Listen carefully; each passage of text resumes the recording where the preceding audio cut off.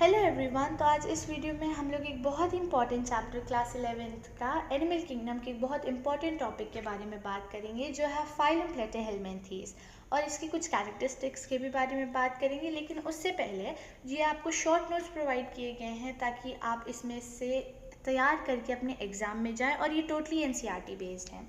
चलिए स्टार्ट करते हैं वर्ड से। जो हमारा प्लेटिहेल्मिन्थेस है वो एक ग्रीक वर्ड है जिसका मतलब होता है प्लेटी मतलब फ्लैट और हेल्मिन्थेस मतलब वॉर्म। इस वजह से आप लोग इसको फ्लैट वॉर्म भी बोलते हैं। चलिए कैरेक्टरिस्टिक्स पे आते हैं, हैबिटेट से शुरू करते हैं। ये फ्री लिविंग होते हैं, टेरेस्ट्रियल होते हैं मतलब ऊपरी सतह थल पे पाए जाते हैं, फ्रेश वाटर और मरीन वाटर पे भी पाए जाते हैं। ये पैरासिटिक होते हैं बट मोस्टली ये एंडो पैरासिटिक होते हैं, क्योंकि ये अपने होस्ट के बॉडी में अंदर तक जाके सारा न्यूट्रिएंट सक कर लेते हैं। जो इनके बॉडी का लेवल ऑफ ऑर्गेनाइजेशन होता है वो कुछ पर्टिकुलर ऑर्गन या ऑर्गन सिस्टम से बन के ऑर्गेनाइज्ड होता है। इनकी जो बॉडी होती है वो डोर्सोवेंट्रली फ्लैटेंड के पैटर्न में होती है, मतलब ऊपरी सतह और इनकी निचली सतह दोनों एकदम चिपटी हुई होती है। इस वजह से भी इनको फ्लैटवर्म बोलते हैं। ये 3 लेयर की कंसिस्ट करते हैं, इसलिए इनको ट्रिप्लोब्लास्टिक भी बोलते हैं। सबसे पहली लेयर जो सबसे ऊपरी सतह होती है उसे एक्टोडर्म बोलते हैं। दूसरी सतह मीसोडर्म होती है जो कि बहुत ही सॉलिड होती है, इस वजह से जो कैविटी सिलोम है वो इनमें नहीं पाई जाती। उसके बाद जो हमारी सबसे अंदरूनी सतह है हम लोग उसे एंडोडर्म बोलते हैं। सिमेट्री के बारे में बात करते हैं इनके बॉडी की। ये बायलेटरल सिमेट्रिकल होते हैं, मतलब आप इन्हें कहीं से भी काटेंगे ये 2 बराबर हिस्से में ही डिवाइड होते हैं। लोकोमोशन की बात करते हैं। Generally locomotory organ are absent, मतलब इनके पास हमारे जैसे लोकोमोटरी ऑर्गन्स नहीं होते हैं इनका लोकोमोशन कराने के लिए। इंस्टेड इनके पास सीलिया होता है इनके लोकोमोशन के लिए। कुछ पर्टिकुलर एडहेसिव ऑर्गन्स भी प्रेजेंट होते हैं, जैसे हुक और सकर। जो हुक और सकर होते हैं वो इनकी हेल्प करते हैं ताकि ये अपने होस्ट के ऊपर चिपक करके सारा न्यूट्रिएंट सक कर लें। ये जो फ्लैट वर्म्स होते हैं वो ह्यूमन या एनिमल्स के एलिमेंट्री कैनाल में इंटेस्टाइन में पाए जाते हैं। अब हम लोग एक्सक्रीशन के बारे में बात करते हैं। इनके पास कुछ स्पेशलाइज्ड सेल्स होते हैं जिनको हम लोग फ्लेम सेल्स कहते हैं।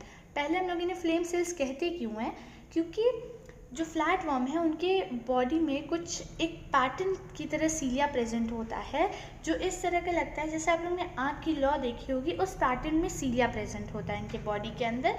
इस वजह से इनको फ्लेम सेल्स बोलते हैं। अब ये फ्लेम सेल्स जो होते हैं वो इनके एक्सक्रीशन और ऑस्मो रेगुलेशन में हेल्प करते हैं।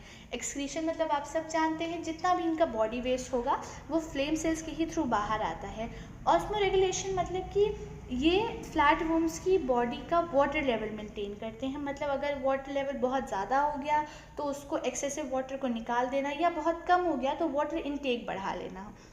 अब फर्टिलाइजेशन के बारे में बात करते हैं। जो इनका पूरा फर्टिलाइजेशन का प्रोसेस होता है वो इंटरनल होता है, और जो इनका डेवलपमेंट होता है वो कई सारे लार्वल स्टेजेस के थ्रू होता है। लेकिन इनका जो डेवलपमेंट होता है वो 2 तरह का होता है, डायरेक्ट और इनडायरेक्ट। इनडायरेक्ट की अगर हम लोग बात करेंगे तो वो बाकायदा एक प्रोसेस इन्वॉल्व करता है, जैसे एग से लार्वा बनेगा, फिर लार्वा से एडल्ट बनेगा। लेकिन एट द सेम टाइम अगर हम लोग इसका डायरेक्ट देखें तो वो एग से सीधे एडल्ट बन जाता है। इनमें जो सेक्सेस होते हैं वो अलग नहीं होते हैं, मतलब आपको मेल और फीमेल दोनों ही एक में मिल जाएगा। इसी वजह से इनको हर्माफ्रोडाइट भी कहा जाता है। कुछ एग्जाम्पल्स हैं यहाँ पे आपकी एनसीईआरटी में, जिसको हम लोग प्लेनेरिया पोजेस, जो हमारा प्लेनेरिया होता है वो सबसे ज़्यादा हाई रीजनरेशन कैपेसिटी देता है।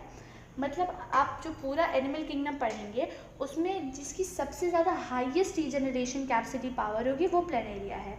कुछ एग्जांपल्स भी दिए हुए हैं जैसे टेपवर्म और लिवर फ्लूक।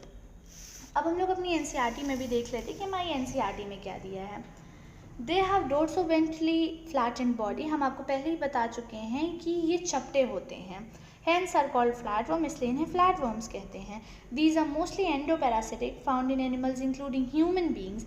ये एंडोपैरासिटिक होते हैं, आपको हम पहले ही बता चुके हैं, ये ह्यूमन्स में पाए जाते हैं, और कुछ एनिमल्स जैसे काउज हो गई, बफेलोज हो गई, उनमें भी ये पाए जाते हैं। Flatworms are bilaterally symmetrical, triploblastic and assimilate animals with organ level of organization. Hooks and suckers are present in the parasitic form. हम आपको बता चुके हैं कि इनमें hooks और suckers होते हैं जो इनकी हेल्प करते हैं होस्ट से चिपकने में और उनके अंदर का सारा न्यूट्रिएंट सक कर लेने में।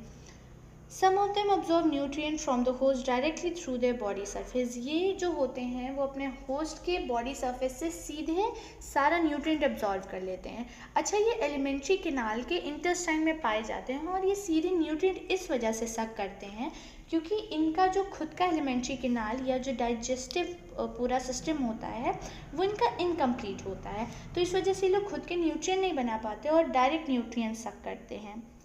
Specialized cells called flame cells help in osmoregulation and excretion. आपको पता है sexes are not separate. Fertilization is internal and development is through many larval stages. Some members like planaria possess high regeneration capacity. Example tapeworm and liver flug. तो हमारा हम लोग NCERT से भी पढ़ चुके हैं। अब अगर आपको कोई भी क्वेरी हो तो आप लोग कमेंट कर दीजिएगा, हम लोग अगले वीडियो में उसे भी डिस्कस कर लेंगे। तब तक के लिए बाय बाय, मिलते हैं अगले फाइलम के साथ।